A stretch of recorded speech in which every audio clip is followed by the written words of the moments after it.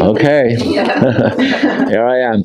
Well, I've been asked to talk a little bit today. I have had the pleasure to teach here yesterday all day and a little bit this morning. And like I already told you who I am, and I'm from Sweden. And I'm just going to give you a little bit of a background of my equestrian life, which is a total horse idiot.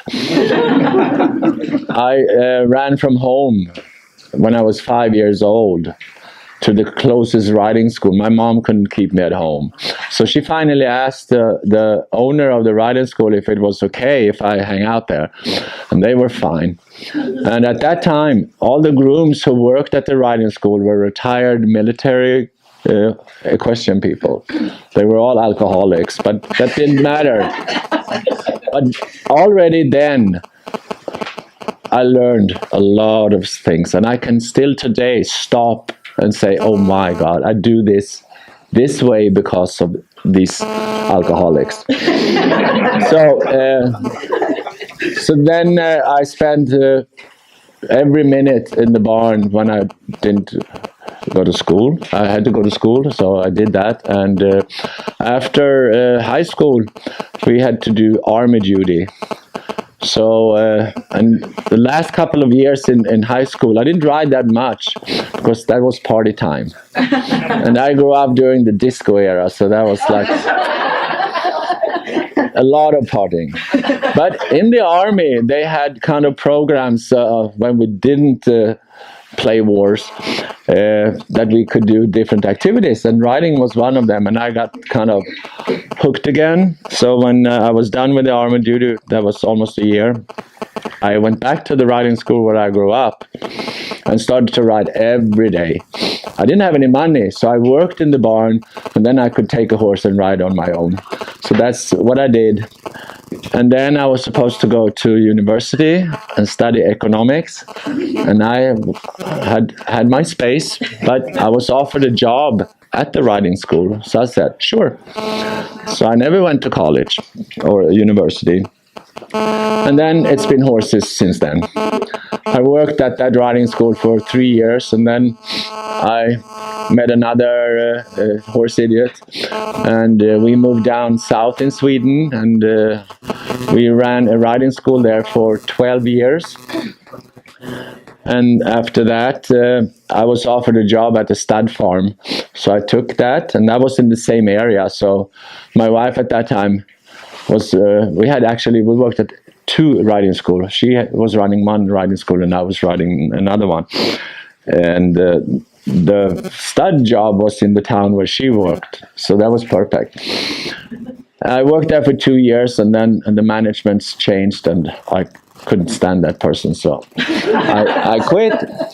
And at that time, the riding school that I used to work at, we planned to build a new facility, and so we helped out to design that one, and my wife moved to that riding school also, and that's where we were for 12 years.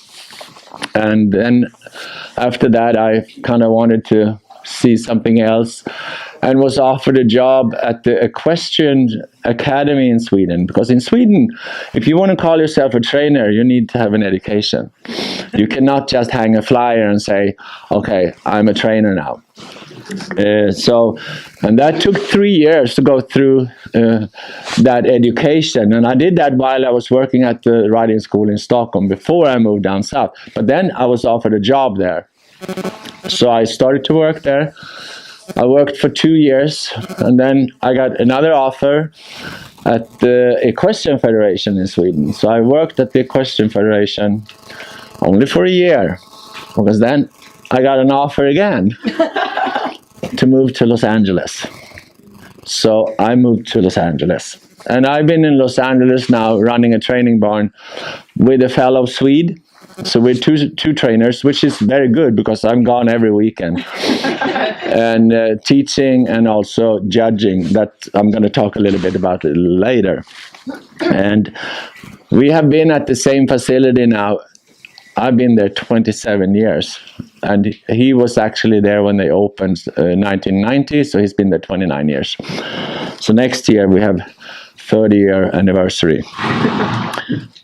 Anyway, so that's my equestrian life, and here I am. I'm still kind of crazy.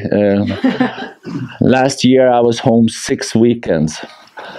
The other weekends I was flying somewhere to either teach or judge dressage. So, talking about dressage, that's why I'm here. And I've been doing a dressage clinic here yesterday and this morning. How many of you are dressage riders? Okay. 4, 5 of you are raising your hand. I think all who rides should say, I am. Because dressage, do anyone knows what dressage means? It's French. It means training. And all horses needs to be trained, no matter what discipline. That's what's so important. And where I come from, I was started as a jumper rider. You know, watching dressage was like watching paint dry. There was no action. So I was totally a jumper rider. But we actually rode dressage. We didn't call it dressage though, because that was kind of for ladies. But we worked the horses exactly the same way as we do in the dressage world. So I had my last jumper was actually sad because I jumped him up to 150 classes. I didn't have one clear round ever. I had 4 faults almost every time.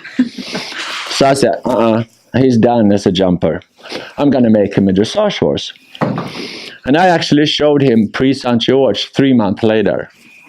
And that's pretty high level of dressage. And I'm going to talk a little bit about the scale of dressage in the order we train the horses. And we have to remember, there's a main reason why we ride the horses a certain way. And that's what's kind of closest to me, is to have happy horses, healthy horses, long lives. We have in our barn in Los Angeles, we have at least 6 horses that are in their mid-20s. They're still going. They don't get injections. They don't get nothing. They're just fed and trained. And you know, when they're 25 years old, they don't have very hard work, but they still function totally fine. And that, I say, the reason for that is the way they are trained. Because if we look at a horse, the way he's standing, just when he's standing still, he's carrying around 60% of his body weight on his forehand. And if we ride the horse in that outline, I promise you, the front leg are going to hurt. Because the front legs are not really well constructed to carry weight. Because if we look at the skeleton of a horse, the front legs and the shoulder blades are not attached to the top line of the skeleton, just by muscles and ligaments. And there's not a lot of muscles around the front legs that we can build up to take away stress from the joints. So we ride dressage. Try to shift their weight so they start to carry more and more weight on their hind legs. Because the hind leg is well constructed. There's a lot of muscle mass around the hind leg that we can build up, so we take away the stress from the joints. Because it's the joints that kind of suffer the most if they're not in balance. So, and it's interesting. Horses have exactly the same bones as the horses in our body. They're just different sizes and shapes. The only thing a horse doesn't have is a collarbone. But the rest of the bones are actually there. And the horse, we say that the horse is a one-toed animal, but they actually have bones that used to be 5 toes. I mean, sesame bones and what's the one in the back? The long splint bones? Yes. Splint bones. That's rudimentary bones that has kind of gone smaller and smaller.